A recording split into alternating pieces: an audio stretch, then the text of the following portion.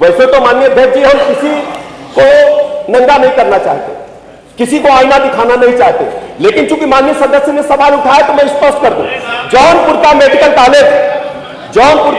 College Samajwadi party की सरकार में बनना शुरू हुआ। आप सुन लीजिए पूरी बात, सुन लीजिए। टाटा कंपनी के अधिकारियों को जबरदस्ती बलात् एक व्यक्ति को इन्होंने काम दिला दिया और वो भगोड़ा साबित हुआ, भाग गया और काम की गुणवत्ता को पैसे लूट करके खा गया। उसकी जांच चल रही है। यही लोग बनाने वाले हैं, यही लोग बनाने वाले हैं। जब आप एक उंगली उठाते हो तो 3 उंगली तुम्हारी तरफ उठती है। भ्रष्टाचार की जननी रही है। पहली बार भारतीय जनता पार्टी की सरकार में स्वास्थ्य सेवाएं उच्च कोट की हम लोग प्रदान कर रहे हैं। जांच भी कराएंगे और जेल भी भेजेंगे, कोई बचेगा नहीं भ्रष्टाचारी। आपका जो सवाल था कि उत्तर प्रदेश सरकार गंभीर बीमारियों से पीड़ित मरीजों की मृत्यु दर को घटाने के लिए क्या काम कर रही है, हमने इस संबंध में स्पष्ट जवाब दिया है कि उत्तर प्रदेश सरकार ने अपने डिस्ट्रिक्ट हॉस्पिटल्स के माध्यम से, टर्शरी केयर के हॉस्पिटल्स के माध्यम से लगातार उच्च कोट की चिकित्सा व्यवस्था देने का काम किया है। जहां तक गंभीर मरीजों के धनाभाव का सवाल है, इसके लिए माननीय प्रधानमंत्री जी की दुनिया की सबसे बड़ी योजना आयुष्मान भारत उत्तर प्रदेश में लागू है। और मैं सदन को बताना चाहता हूं कि पूरे भारतवर्ष में उत्तर प्रदेश नंबर 1 पर है आयुष्मान भारत कार्ड बनाने में। और हमने सरकारी अस्पतालों के साथ साथ प्राइवेट अस्पतालों को भी उसमें चिन्हित किया है, स्टेट किया है, वहां भी हम निःशुल्क इलाज दे रहे हैं। सबसे बड़ी बात यह है एम्बुलेंसेज के बारे में, हमारी 102 एम्बुलेंसेज और 108 एम्बुलेंस लगातार काम कर रही है। 2200 एम्बुलेंस हमारे पास 108 की है, 2270 एम्बुलेंस हमारे पास 102 की है। और इनको हम लगातार मरीज को अस्पतालों तक पहुंचाने का काम कर रहे हैं। डायलिसिस की चिंता हम आप माननीय सदस्य ने की। डायलिसिस के बारे में उत्तर प्रदेश में इससे पहले जिला स्तर पर डायलिसिस नहीं होते। बड़े शहरों में कानपुर, लखनऊ, मेरठ, बनारस जैसे बड़े शहरों में होते थे। डायलिसिस की सुविधा देने वाला राज्य 74 जनपदों में आप हर जिला मुख्यालय पर डिस्ट्रिक्ट हॉस्पिटल में 10 बेड उपलब्ध है, जिससे डायलिसिस की सुविधा हम दे पा रहे हैं। 71 हमारे जिला चिकित्सालय हैं जहां हम सीटी स्कैन की सुविधा पहली बार दे पा रहे हैं। पहले डिस्ट्रिक्ट हॉस्पिटल्स में सीटी स्कैन की सुविधा नहीं होती। इसके अलावा टीबी रोगियों के बारे में आपने चिंता ही नहीं की। टीबी रोगियों के बारे में पहली बार उत्तर प्रदेश सरकार ने टीबी रोगियों को इतनी बड़ी संख्या में चिन्हित किया है। और चिन्हित करने के साथ साथ टीबी से मुक्ति दिलाने के लिए हम उनको गोद भी ले रहे हैं। हमारे सभी अधिकारी, हमारे माननीय विधायकगण, हमारे जनप्रतिनिधिगण, और उनको पोषण सामग्री भी उपलब्ध करा रहे हैं। टीबी की रोगियों की संख्या में हम तेजी के साथ कम करने के तरफ तेजी के साथ आगे काम कर रहे हैं। इसके अलावा सभी जिला चिकित्सालयों में हमने क्रिटिकल केयर यूनिट बनाए हैं जो आज तक नहीं थे, जो 50 और 100 बेड के हैं, जहां पर हम सभी टर्शरी केयर की सुविधाएं उपलब्ध कराने जा रहे हैं। जहां तक स्पेसिफिक सवाल कैंसर से पीड़ित मरीजों के लिए है, हम आपको बताना चाहते हैं आयुष्मान भारत कार्ड के साथ साथ माननीय प्रधानमंत्री जी की जो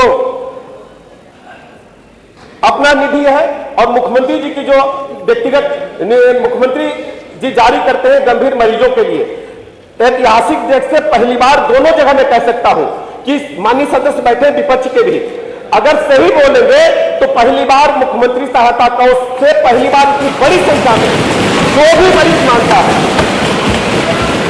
इसमें कोई हस्तक्षेप नहीं है, कोई भी इसमें विभाजन नहीं है। जो भी मरीज मांगता है उसको आवश्यकता अनुसार धनराशि उपलब्ध कराई जाती है। उसमें जाति, धर्म, संप्रदाय, दल को हम लोगों ने नहीं देखा है। आप लिस्ट उठा करके देखेंगे बड़ी संख्या में मुख्यमंत्री सहायता कोष से हमने सहायता गंभीर रोगों से पीड़ित मरीजों को प्रदान की है जिन्होंने डिमांड किया है।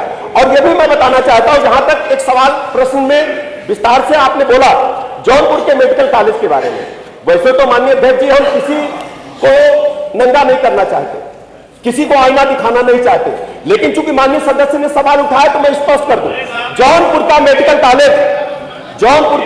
कॉलेज समाजवादी पार्टी की सरकार में बनना शुरू हुआ। आप सुन लीजिए पूरी बात, सुन लीजिए अध्यक्ष जी। जौनपुर का मेडिकल कॉलेज अरे बैठो ना तुम। अरे सुनो भैया विधायक जी, अरे बैठो प्लीज। मैं आप ही की बात कर रहा हूँ, आप ही के जिम्मे बनना शुरू हुआ। रुकिए, अभी रुकिए ना, फीस नहीं। अरे उत्तर आ जाने दीजिए प्लीज। सारे भैया पानी कोई लो। मैं ऊंचा बोल रहा हूँ, मुझे रोक रहे हैं कि ऊंचा मत बोलो। आप भी मेरा सहयोग करो। चलो देख लूंगा, वो अनुचित होगा तो अच्छा।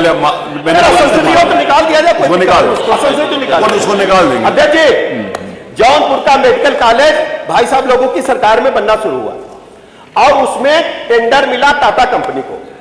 टाटा कंपनी के अधिकारियों को जबरदस्ती बलात् एक व्यक्ति को इन्होंने काम दिला दिया और वो भगोड़ा साबित हुआ, भाग गया और काम की गुणवत्ता को पैसे लूट करके खा गया। उसकी जांच चल रही है। यही लोग बनाने वाले हैं, यही लोग बनाने वाले हैं। जब आप एक उंगली उठाते तो तीन उंगली तुम्हारी तरफ उठती है। भ्रष्टाचार की जननी रही है। पहली बार भारतीय जनता पार्टी की सरकार में स्वास्थ्य सेवाएं उच्च कोटि की हम लोग प्रदान कर रहे हैं। समाजवादी पार्टी की सरकार में क्या होता था? अध्यक्ष जी, पहली बार मैं बता दूं, पहली बार चूंकि माननीय सदस्य स्वयं चिकित्सक है, माननीय सदस्य स्वयं चिकित्सक है। एक बात साहब सुनिए, आप जो चिकित्सक है समझ पाएंगे, जो जांच भी कराएंगे और जेल भी भेजेंगे, कोई बचेगा नहीं भ्रष्टाचारी। अध्यक्ष जी, माननीय सदस्य स्वयं चिकित्सक है। पूरे भारत के इतिहास में पहली बार हो रहा है कि हम विशिष्ट श्रेणी के चिकित्सकों को 5 लाख रुपए तक रिवर्स बिडिंग से दे रहे हैं। आज तक इतिहास में नहीं हुआ है, पहली बार हो रहा है। नहीं नहीं नहीं, आपको इजाजत नहीं है। प्लीज बैठिए। तूफानी जी बैठिए। ठंडा पानी पियो। मिस्टर तूफानी आप बैठिए, आपको इजाजत नहीं है। नहीं, किसी को कोई इजाजत नहीं, आपको भी नहीं है। उत्तर आ जाने, आप संतुष्ट हो या ना हो। आप नहीं, तूफानी जी जो कुछ भी तूफानी जी कह रहे हैं नहीं लिखा जाएगा। बैठिए तूफानी जी, नहीं है, आपको इस बात की इजाजत नहीं है। You are not allowed to speak. जो कुछ इन्होंने बोला नहीं लिखा जाएगा। ऐसे नहीं है कि कोई भी बीच में खड़ा होकर बोलना शुरू कर देगा।